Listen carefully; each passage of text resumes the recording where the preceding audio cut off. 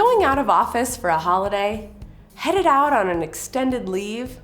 Want to clear all of your current meetings at once and decline all future meetings you might be invited to during that time?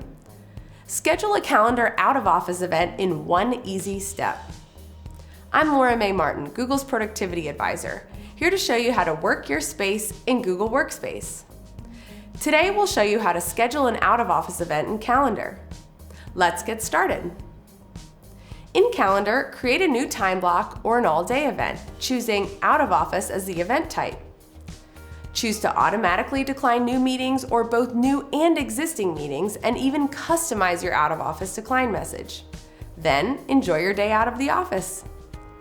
So there you have it. Schedule a Calendar out-of-office event in one easy step.